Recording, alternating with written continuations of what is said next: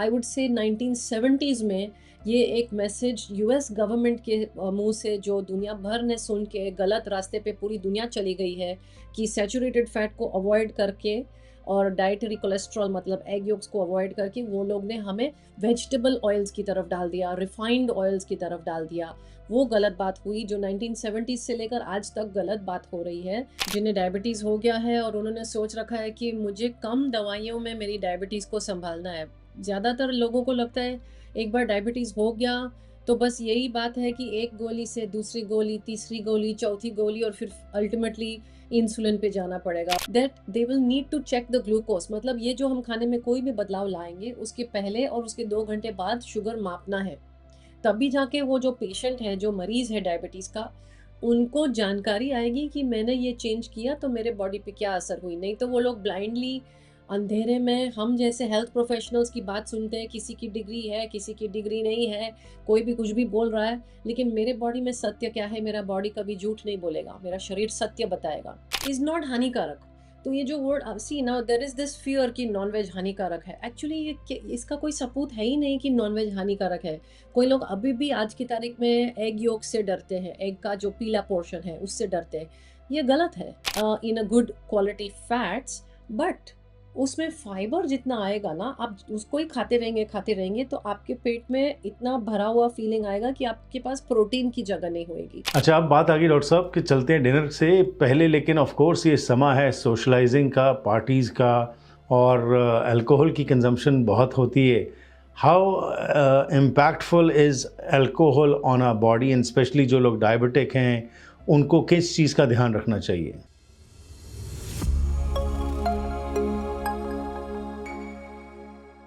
The Harpreet Singh show ਦੇ ਅੱਜ ਦੇ ਇਸ ਐਪੀਸੋਡ ਵਿੱਚ ਆਪ ਸਭ ਦਾ ਨਿੱਘਾ ਸਵਾਗਤ ਹੈ।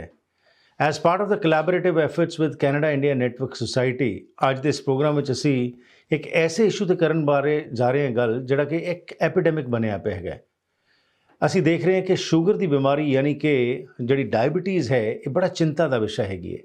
ਇਸ ਬਾਰੇ ਇੱਕ ਐਕਸਪਰਟ ਅੱਜ ਸਾਡੇ ਨਾਲ ਗੱਲਬਾਤ ਕਰਨਗੇ ਮੁੰਬਈ ਤੋਂ, ਡਾਕਟਰ ਰੋਸ਼ਾਨੀ ਸਿੰਘਾਨੀ, ਅਤੇ ਗੱਲਬਾਤ ਚੱਲੇਗੀ ਕਿ ਨਿਊਟ੍ਰੀਸ਼ਨ ਦੀ ਕੀ ਅਹਿਮੀਅਤ ਹੈਗੀ ਹੈ ਪ੍ਰੀ ਡਾਇਬਟਿਕ ਤੇ ਡਾਇਬਟਿਕ ਜੇਕਰ ਕੋਈ ਵਿਅਕਤੀ ਹੋ ਜਾਂਦਾ ਹੈ।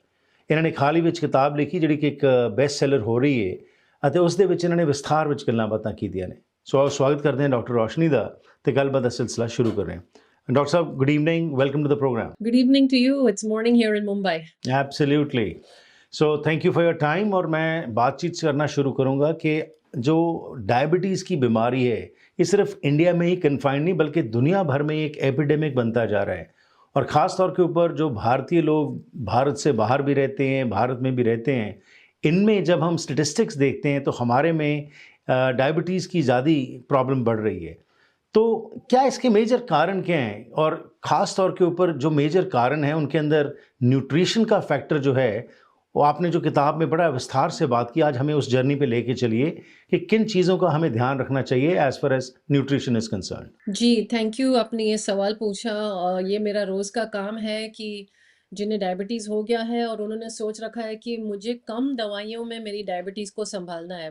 ज़्यादातर लोगों को लगता है एक बार डायबिटीज़ हो गया तो बस यही बात है कि एक गोली से दूसरी गोली, तीसरी गोली, चौथी गोली और फिर अल्टीमेटली इंसुलिन पे जाना पड़ेगा और उसमें कोई हमारे हाथ में कुछ बात नहीं है ये रफ्तार को घुमाने का। और ये बात गलत है। एक्चुअली अगर लोगों ने समझा कि खाने में वो कौन से चेंजेस करेंगे तो फ़ायदा होगा। ज़्यादातर लोग सोचते हैं जब डायबिटीज़ हो जाए तो वो लोग 2 बात सोचते हैं। एक कि चाय में चीनी डालना बंद किया और फीकी चाय चाय शुरू कर देते हैं दुखी-दुखी और बहुत सैडली, और आम छोड़ देते हैं, ये दूसरी। और थर्ड, कभी-कभी आप सुनेंगे कि लोगों ने सोचा कि रोटी, चावल बंद किया और मिलेट्स पे आ गए, चाहे वो ज्वार है, बाजरी है या रागी है। उनको लगता है ये हम सही कर रहे हैं, लेकिन आप जाके देखें उनका डायबिटीज़ कभी गायब नहीं होता है, ख़त्म नहीं होता है, चालू ही रहता है। So this is the one of the main misunderstanding. उनको लगता है कि यही डाइट चेंज होता है डायबिटीज़ में, इससे ज़्यादा बहुत कुछ कर सकते हैं। हम्म। तो बेसिकली डॉक्टर साहब, जो आपने ये बात की कि हमारे में ये सोच है कि कुछ चीज़ों का अगर हम उपयोग छोड़ दें तो उससे हमें डायबिटीज़ से हम बच सकते हैं। But this question that arises is कि हमारा जो खान पीन है उसके अंदर बहुत सारा फ्राइड फूड हम खाते हैं, मीठा ख़ास तौर पे स्वीट्स का बहुत ज़्यादा उपयोग होता है, उसके अलावा कार्बोहाइड्रेट्स जो हम खाते हैं या इवन फ्रूट्स जो खाते हैं। सो आपने जो रिसर्च की और उसके बाद ये किताब में जो आपने चीज़ें लिखी हैं, तो हमें बताइए कि starting of from the morning till night हमारा कंजम्पशन ऑफ फूड जो है, उसमें क्या-क्या चीज़ों को इंक्लूड किया जाए और किन चीज़ों को एक्सक्लूड किया जाए? हाँ, तो आपने एक बहुत इम्पोर्टेंट वर्ड यूज़ किया कि कार्बोहाइड्रेट्स। देखिए, सबको लगता है कि डायबिटीज़ शक्कर की बीमारी है, तो मुझे सब मीठा छोड़ना चाहिए, तो वो मीठा छोड़ देते हैं, मीठा खाने से डरते हैं, फिर भी उनका डायबिटीज़ जाता नहीं है। So why does that happen? Because उन्होंने ये नहीं समझा है कार्बोहाइड्रेट। तो कार्बोहाइड्रेट क्या है? वो सिर्फ मीठी चीज़ नहीं है। यूजुअली हम लोग सुबह-सुबह उठ के शक्कर से तो काम शुरू नहीं करते। जो ब्रेकफ़ास्ट होता है इंडिया का, आप नॉर्थ से लेकर साउथ तक देखिए, यूजुअली अपना ब्रेकफ़ास्ट मीठा नहीं होता है, लेकिन कार्बोहाइड्रेट से ज़रूर भरा हुआ होता है। अभी आप नॉर्थ की बात करेंगे तो हुँ। लोग सोचते हैं पराठे, 1 या 2 पराठे भले मुझे मुझे घी में कोई तकलीफ़ नहीं है, घी भले आप खाइए, पनीर खाइए, फैट जो है हेल्दी नेचुरल जो फैट है, स्पेशली दूध से जो बनी हुई मलाई होती है, फैट में कोई प्रॉब्लम नहीं है। एक्चुअली कार्बोहाइड्रेट जो वस्तु है वो है क्या? उसको पचाने के बाद भले वो मुँह में मीठा लगे या ना लगे, मीन्स गेहूँ का पराठा इज़ अ कार्बोहाइड्रेट। दलिया, जो दलिया खिचड़ी होती है या दलिया उपमा होता है या रेगुलर ओट्स उपमा या सीरियल कॉर्नफ्लेक्स जैसी बात हुई या अगर हम सोचेंगे इडली, डोसा, पोहा, ये सब बातें कार्बोहाइड्रेट है इवन दो वो टेस्ट में मीठा नहीं है लेकिन उसको डाइजेशन के बाद पचने के बाद डायरेक्टली ब्लड में ग्लूकोस या शुगर बनता है। तो ये इसका प्रमाण कम करना हुँ, है हुँ। सुबह से लेकर मॉर्निंग की बात। उसकी जगह में क्या डाल सकते हैं? राइट। जो प्योर वेजिटेरियन है और दूध की वस्तु उनको चलती है, वो पनीर का प्रमाण बढ़ा सकते हैं। जो छेना कोई लोग घर में फ्रेश छेना बनाते हैं, छेना खा सकते हैं। और प्रोटीन में फिर भी अगर आप बेसन और उस तरफ जाएँगे तो वो एक्चुअली प्रोटीन ज़रूर ही मिलेगा, बट उसमें कार्बोहाइड्रेट भी ज़्यादा है। सो अगर आप 100 ग्राम्स बेसन सोचेंगे, उसमें अबाउट 65% कार्बोहाइड्रेट है और कम अप्रॉक्सिमेटली 20-25% प्रोटीन है। सो एक्चुअली वो कार्बोहाइड्रेट ज़्यादा राइट। देता है। तो इसमें बात ये है सर कि लोगों को जभी भी उनको डायबिटीज़ के लिए कुछ भी चेंजेस करने हैं सुबह से लेकर, अभी सिर्फ सुबह की बात हो रही है, ब्रेकफ़ास्ट की बात हो रही है, that they will need to check the glucose मतलब ये जो हम खाने में कोई भी बदलाव लाएँगे, उसके पहले और उसके 2 घंटे बाद शुगर मापना है। तभी जाके वो जो पेशेंट हुँ, है, हुँ। जो मरीज़ है डायबिटीज़ का, उनको जानकारी आएगी कि मैंने ये चेंज किया तो मेरे बॉडी पे क्या असर हुई। नहीं तो वो लोग ब्लाइंडली अंधेरे में हम जैसे हेल्थ प्रोफेशनल्स की बात सुनते हैं, किसी की डिग्री है, किसी की डिग्री नहीं है, कोई भी कुछ भी बोल रहा है, लेकिन मेरे बॉडी में सत्य क्या है, मेरा बॉडी कभी झूठ नहीं बोलेगा, मेरा शरीर सत्य बताएगा। तो 2 घंटे बाद आपको पूरा-पूरा साफ-साफ दिखेगा क्या हो रहा है। कोई लोगों को लगता है फ्रूट्स बहुत अच्छे हैं, तो फ्रूट से दिन शुरू करते हैं सुबह से लेकर 12 बजे तक। ऐसे भी नेचुरोपैथ्स है जो बोलते हैं सुबह से सिर्फ फ्रूट ही शुरू करो। 2 घंटे बाद शुगर मापिए please, it's natural fruit sugar, उसमें फ्रक्टोज़ है। डायरेक्टली उसको 2 घंटे बाद आप देखेंगे तो काफ़ी शुगर बढ़ जाता है काफ़ी लोगों का। हुँ। So that's breakfast. एब्सोल्युटली। उसके अलावा जो हमारी कंज़म्पशन है ख़ास तौर के ऊपर इंडियंस की उसमें आटा, मैदा और ब्रेड्स का बहुत हम इस्तेमाल करते हैं और मॉर्निंग में जनरली जैसे आपने बात की हमारा इंटेक होता है इस चीज़ का। तो आपने वेजिटेरियंस की तो बात की और इसके अंदर ये जो आटे का पूड़ी बना लेना या मैदे का कुछ बना लेना या ब्रेड खा लेनी, ये क्या इसकी कितनी कंज़म्पशन कम की जाए जिसके साथ कि हमें बेनिफिट हो सकता है? हाँ, तो जब मैं पहले दिन कभी भी किसी को मिलती हूँ, चाहे वो लंच की बात है या डिनर की बात है, कोई रोटी, चावल, ब्रेड, पराठा, पूरी आई एम अ गुजराती तो थेपला, राइट? या there is other um. Forms of making Indian breads, right? आप कंट्री में पूरे कंट्री में देखो तो आटा करके उसका कोई भी फॉर्म में कुक करके एक रोटी टाइप का भी वस्तु बन सकती है या चावल खाते हैं। These are the main 2 carbohydrate sources and nowadays millets का एक फैशन हो गया है मिलेट रोटी। वो भी मैं रोटी के हुँ, कैटेगरी में हुँ। अगर गिनूँ, so what I do is पहले दिन जब मैं किसी को मिलती हूँ, मैं उनका डाइट पूछ लेती हूँ। सपोज़ उन्होंने लंच में 2 या 3 रोटी, उसके सामने 1 कटोरी सब्जी, 1 कटोरी दाल, शायद 1 कटोरी दही। तो मेरा गोल है कि उनको प्रोटीन बढ़ाना है। हर एक मील में सुबह से लेकर लंच, डिनर प्रोटीन बढ़ाना है। तो अगर मैं बोलूँगी कि दाल में प्रोटीन है, दही में प्रोटीन है, उसका प्रमाण हम दुगना करेंगे। तो पहले तो मैं पेशेंट को बोलती हूँ कि आप इस चीज़ का ज़्यादा खाइए। लोगों को अच्छा लगता है आप मुझे ज़्यादा खाने के लिए बोल रहे हैं। पहले से ही मैं बोलूँगी कम खाओ, तो उनको एक टेंशन बैठ जाता है कि ये मेरा खाना कम कर रही है, मुझे नहीं पसंद, मेरा खाना क्यों ले जाएंगे, मुझे हुँ, तो हुँ। भूख लगती है, मुझे तो कमजोरी लगती है। तो एक साइकोलॉजिकल फाइट क्यों करना। तो उससे मैं बोलती हूँ आप ज़्यादा खाइए ना, दाल सब्जी ज़्यादा खाइए। फिर जितनी भूख बाकी है उसमें आप देखो कि अगर 3 रोटी की 2 होती है, 2 रोटी की 1 होती है, कार्बोहाइड्रेट का प्रमाण 50% कम करके देखिए। Right, okay. तो ये तो हो गया जी ब्रेकफ़ास्ट के अंदर आपने जो बताया। और नॉन वेजिटेरियंस जो है जब चलिए लंच पे पहुँचते हैं, और वेजिटेरियन और नॉन वेजिटेरियन के लिए क्या चीज़ ज़्यादा जो है वो हानिकारक है, और क्या चीज़ उनको कंज़्यूम ज़्यादा करनी चाहिए? See, whole natural unprocessed food is not हानिकारक। तो ये जो word see now there is um, this um. Fear कि नॉनवेज हानिकारक है, एक्चुअली इसका कोई सबूत है ही नहीं कि नॉनवेज हानिकारक है। कोई लोग अभी भी आज की तारीख में राइट। एग योक से डरते हैं, एग का जो पीला पोर्शन है उससे डरते हैं। ये गलत है, ये डर गलत है। Okay, so um, there um. Is no proof कि पूरा अंडा खाने में कोई तकलीफ होगी या हार्ट पे कोई कोलेस्ट्रॉल में बुरी तरह से चेंजेस आएंगे या हार्ट अटैक रिस्क बढ़ेगा। इसका कभी भी कोई सबूत था भी नहीं। और ये बात को निकालनी चाहिए मन से। जो अंडा खाने खाने के लिए तैयार है वो सुबह से अंडा बढ़ाए, पूरा अंडा 2 3 4 अंडा जितना भी पसंद है, अच्छे घी में उसको बना के एक omelette, masala omelette, however you like it, start the day with eggs. Great great breakfast. हुँ, हुँ। और जब लंच की बात है, डिनर की बात है, जो नॉनवेज में ओके है, उनको स्पिरिचुअली या रिलीजियस बेसिस पे कोई प्रॉब्लम नहीं है, तो डेफिनेटली उनको बढ़ाना है। चिकन हो या फिश हो या रेड मीट हो, there is no proof that ये सब मीट्स खा के कोई हेल्थ हार्म हो सकती है। सो डेफिनेटली उसको बढ़ा के अनाज का प्रमाण कम करके देखो, 2 घंटे बाद शुगर मापो। हुँ, हुँ। और वेजिटेरियन जो हैं आम तौर के ऊपर हम कहते हैं जी कि ग्रीन वेजिटेबल्स ज़्यादा खानी चाहिए, और ग्रीन वेजिटेबल्स कितनी को कोई खा सकता है? तो लंच में जो लोग वेजिटेरियन हैं उनको आप क्या रिकमेंड करते हैं? Yes, now green vegetables are healthy, definitely healthy. Salad में खाओ या भाजी में खाओ। इंडिया में एक प्रॉब्लम है कि उसको हम इतना पका देते हैं मसाले में कि वो कौन सी भाजी थी उसमें कोई फर्क ही नहीं पड़ेगा। आज फूल गोभी डाला, कल पत्ता गोभी डाला, मसाला उतना हेवी होता है कि भाजी का टेस्ट ही नहीं आता है, सिर्फ मसाला आता है मुंह में। So that is not the probably the best way सब्जी को खाने के लिए। आप उसको सैलेड या लाइटली कुछ अगर कुक कर रहे हैं basically in a good quality hmm, hmm. Fats, but उसमें फाइबर जितना आएगा ना, आप उसको ही खाते रहेंगे तो आपके पेट में इतना भरा हुआ फीलिंग आएगा कि आपके पास प्रोटीन की जगह नहीं होएगी। So we need to make sure जी। कि प्रोटीन पे पहले फोकस करो।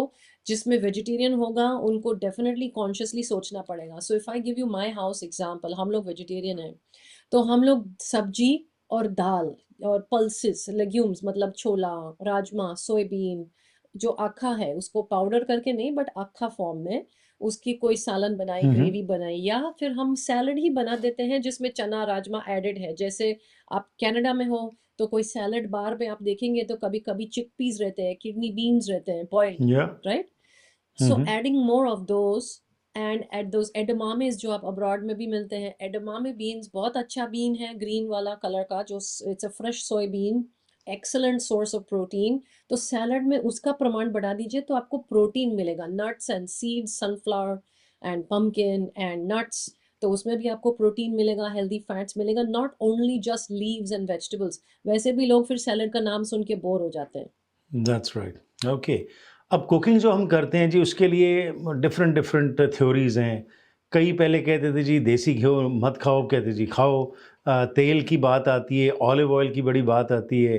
तो कौन-सा ऑयल जो है वो डायबिटिक लोग जो हैं उनके लिए बेटर है, या घी वो कंज़्यूम करें या कुछ और करें? हाँ, अभी कितनी दुःख की बात है कि हल्दी जो दादी बोलती थी रात को हल्दी दूध पियो, अभी वो हम टर्मरिक गोल्डन लाटे पी के हम लोग मार्केटिंग में फँस के सोचते हैं कि हल्दी का दूध अच्छा है, ओके?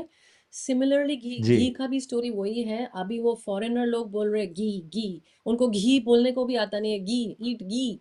और अभी वहाँ से ये मार्केटिंग हो रहा है तो हम लोग सुनने के लिए तैयार है। वो लोग कोकोनट ऑयल खा रहे हैं तो हम लोग सुनने के लिए तैयार है। एक्चुअली कभी भी वो सैचुरेटेड फैट, जो नेचुरल सैचुरेटेड फैट है घी का या कोकोनट ऑयल का, वो कभी हेल्थ, कार्डियक हेल्थ के लिए बुरा था ही नहीं।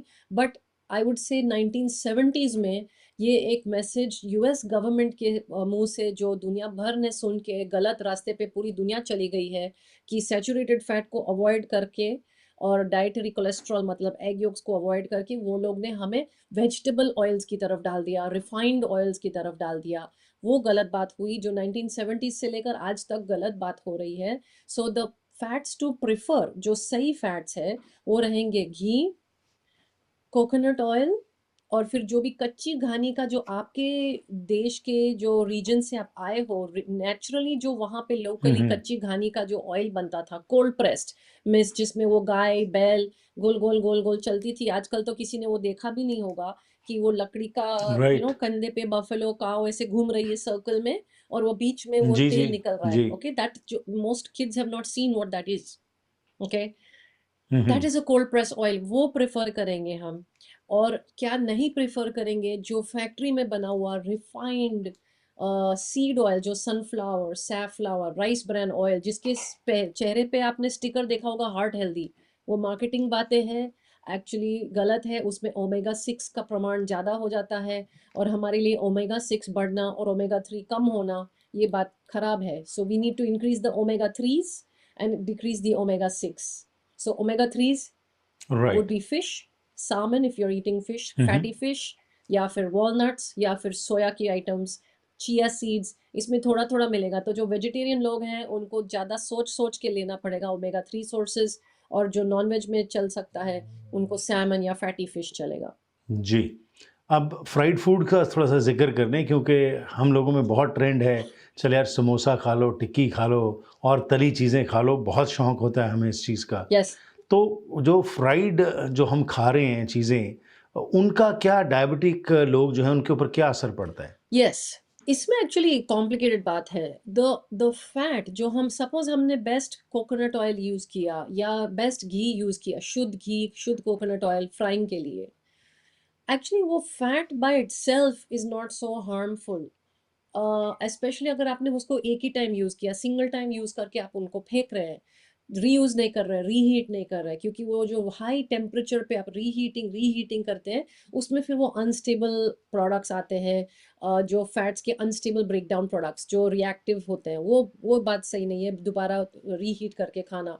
बट बाय इटसेल्फ वो फैट की इशू नहीं है। लेकिन जो चीज़ हम तल रहे हैं वो हम एडिक्टिव प्रमाण में खा सकते हैं। मतलब वो जो समोसा पाव का जो बाहर का मैदा कोटिंग था, उसके अंदर जो पटेटो था, अगर हमने वो तीनों को अलग अलग हिस्से में रखा कि जो समोसा को आपने घी में तला, अब डायरेक्टली घी का डब्बा लेके तो उसको ओवर ड्रिंकिंग तो नहीं करते, पूरा 1 लीटर का घी का डब्बा लेके तो कोई नहीं बैठता है।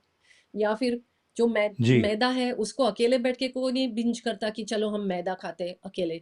या अकेला एक आलू, बेचारा आलू बैठा है, सिर्फ आलू पे कोई बिंज कर रहा है, नहीं। उसका जब हम कॉम्बिनेशन करते हैं कि आलू प्लस मैदा प्लस फैट, मतलब अननेचुरल कॉम्बिनेशन जो नेचर में नहीं है, कि आलू और फैट को एक साथ में सिर्फ क्रिस्पी फॉर्म में मुंह में डालना, ये एक मैन मेड या मनुष्य मेड वस्तु है। उसका फॉर्मूला ब्रेन में है नहीं कि कहाँ पे रोकना चाहिए।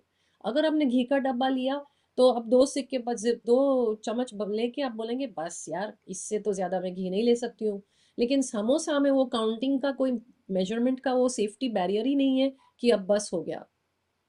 So the point here hmm. Is fried चीज से हम क्यों सावधानी बताते हैं कि उसको ओवर ईट करना इजी हो जाता है, क्योंकि उसमें मैन मेड फॉर्मूला है। तो आप बोलो potato wafer, French fries, same बात हुई कि वो starch, potato starch, fats and salt. अब डायरेक्टली नमक का डब्बा लेके तो कभी नमक पे तो बिंज नहीं करते, लेकिन वो फिंगर लिकिंग गुड फीलिंग जी। क्यों आती है कि उस वो कॉम्बिनेशन में आलू प्लस ऑयल प्लस नमक तीनों को जैसे कंबाइन किया है, अडिक्टिव फॉर्मूला है। और वो जो फैक्ट्री मेड फूड्स हैं उन्होंने तो millions of dollars of research किया है कि ये कैसे नशे वाली बनाए हम, और नशा कैसे चढ़ना चाहिए और इंसान कितना ओवर ईट करे, वो हम उनके पीछे वो लोग रिसर्च करते रहते हैं आखा टाइम।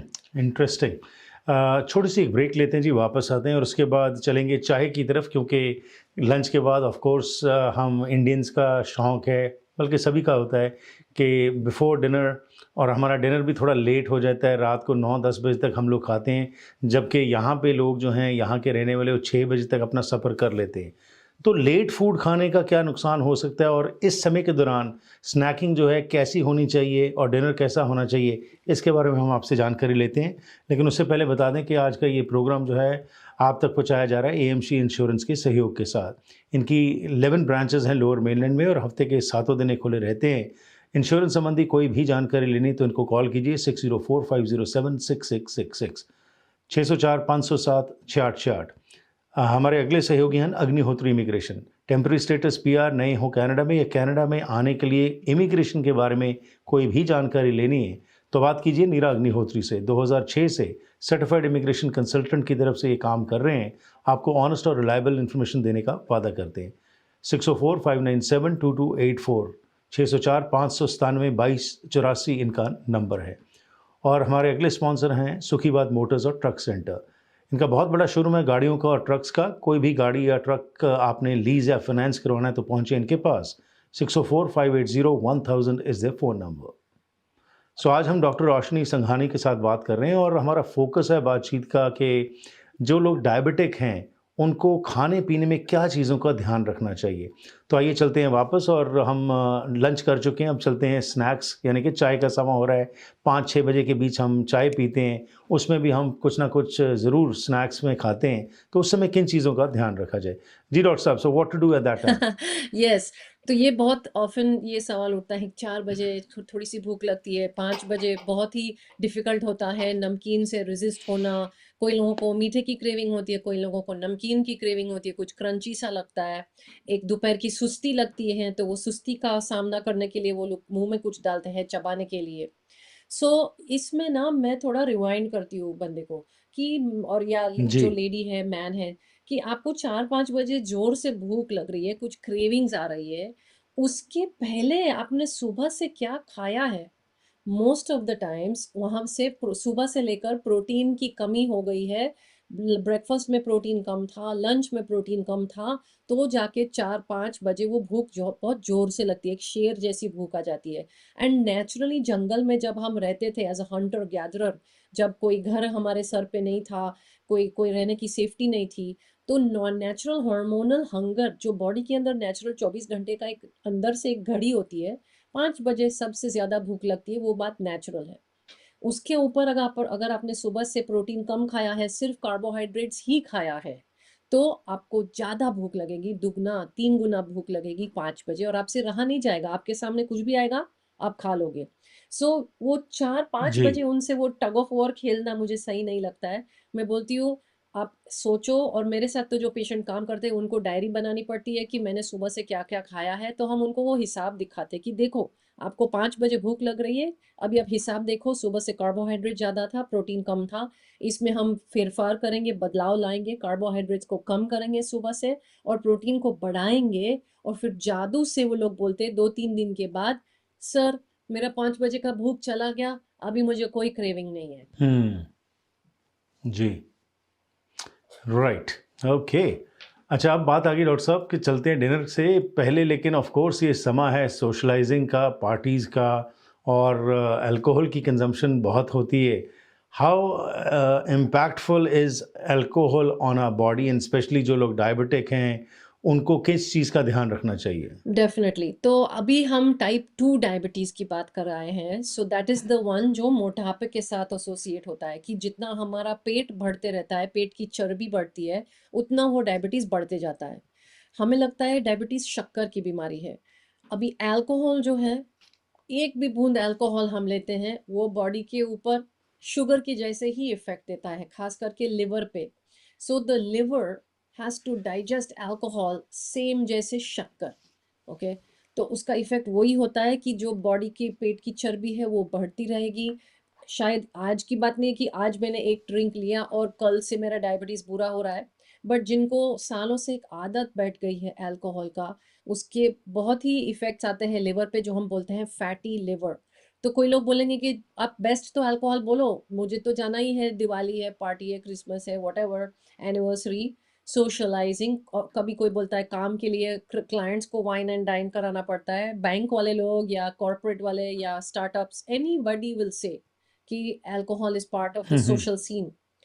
उनको ये सोचना है कि it is directly like a sugar. तो मैं again I don't become like some police कि मैं आपके हाथ से अल्कोहल छीनूँ और आप रोते रहना।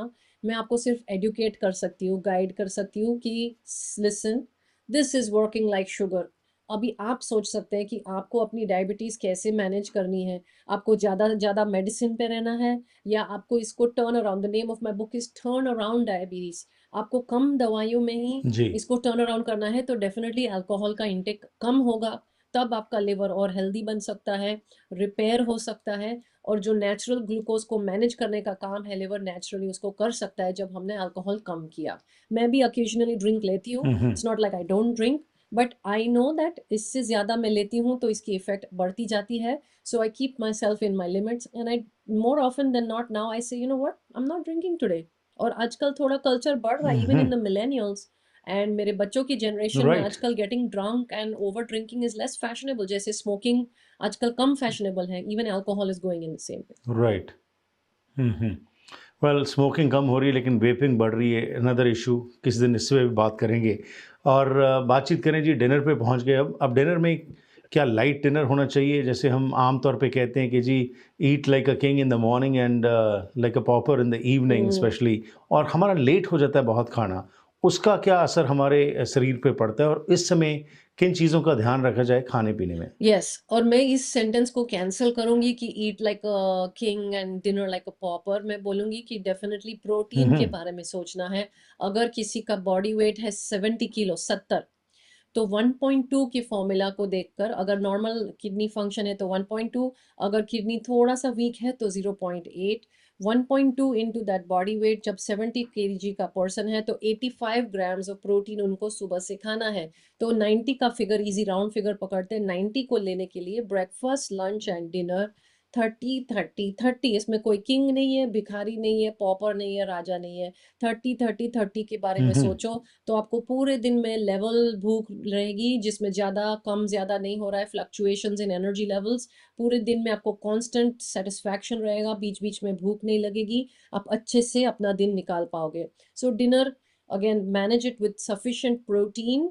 एंड जितना आप लेट खाते जाओगे, यस, डिनर को पचाने में या कोई भी खाना को पचाने में 2 या 3 घंटे लगते ही हैं। अगर हम रात को 10 11 बजे खाना खाते हैं, सीधा बेड में लेट जाते हैं, तो फिर बॉडी को सोचना है कि मेरी जो ब्लड सर्कुलेशन 5 लीटर कम से कम हर आदमी में होता है, इंसान में होता है 5 लीटर, तो वो ब्लड कहाँ जाना चाहिए? डाइजेशन के बाद काफ़ी ब्लड डाइजेस्टिव ट्रैक्ट में जाता है, पेट के अंदर, आंतड़ियों के आसपास, लिवर के आसपास, कि ये जो माल आया है, सामान आया है, खाना आया है, उसकी न्यूट्रिशन को एब्जॉर्ब करके बॉडी में डिस्ट्रीब्यूशन के लिए। लेकिन सोने का वक्त होता है कि ब्लड फ्लो ब्रेन में जाना चाहिए था, ब्रेन को ड्रीम्स करने होते हैं, प्रॉब्लम सॉल्विंग करना होता है, ग्रोथ, मेमोरी, लर्निंग। बच्चा कल के लिए पढ़ाई कर रहा है, जो आज पढ़ाई किया है कल याद करने के लिए। कोई ऑफिस वाला बंदा, कोई फाउंडर है, सीईओ है, कल के प्रॉब्लम सॉल्व करना। कोई हाउसवाइफ है, घर को संभालना। All the problem solving they have to do for tomorrow, the brain has to get that night sleep. तो जो पर्सन लेट नाइट राइट। खाता है, उनको देखना है खुद की डाइजेशन कैसी लगती है, खुद का नेक्स्ट मॉर्निंग का ग्लूकोज कैसा रहता है, और सुबह उठ के उनको फ्रेश लगता है या थका हुआ लगता है, और बिना चाय का वो आंख भी नहीं खोल पाता है, फ्रेश नहीं लगता है उनको। हम्म। जी बिल्कुल, absolutely wonderful. So these are good suggestions which we need to incorporate into our daily habits.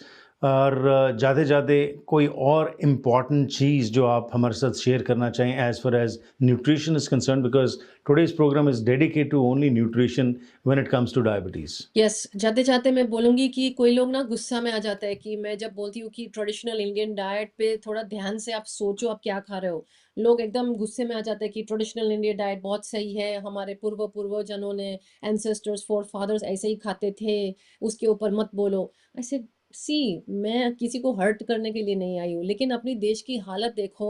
जो आउट ऑफ इंडिया भी जो इंडियंस रहते हैं, हम लोग नंबर 1 पोज़ीशन में आ रहे हैं unfortunately diabetes and early cardiac disease में।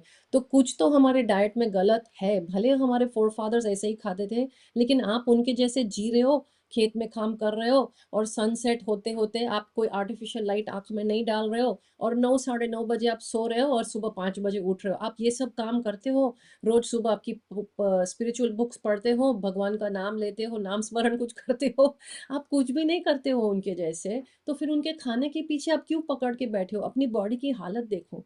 सो don't get stuck on um, um. Traditional Indian diet is the best diet. अगर आपकी बॉडी में कुछ हेल्थ में गड़बड़ है, मीन्स आपको अपनी डाइट, अपनी लाइफ़स्टाइल एग्ज़ामिन करनी है। एंड मैं तो देखती हूँ कि बहुत लोग को लगता है मैं बहुत हेल्दी खा रही हूँ, खा रहा हूँ, लेकिन जब वो हमारे ऐप के अंदर ये सब लॉगिंग करना शुरू करते हैं, तब वो लोग जाग जाते हैं कि oh my God!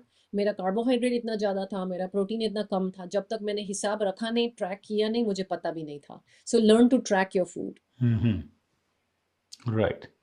Doctor Sanghani, thank you very much for your time and आपकी वेबसाइट और आपकी बुक किसी ने लेनी हो तो कहाँ से मिल सकती है? Yes, so my website is Raysan Health, REI, like Reiki, Ray, REISAAN, health.com, raysanhealth.com. That's our website. और book का नाम है Turn Around Diabetes. My name is Roshni Sanghani.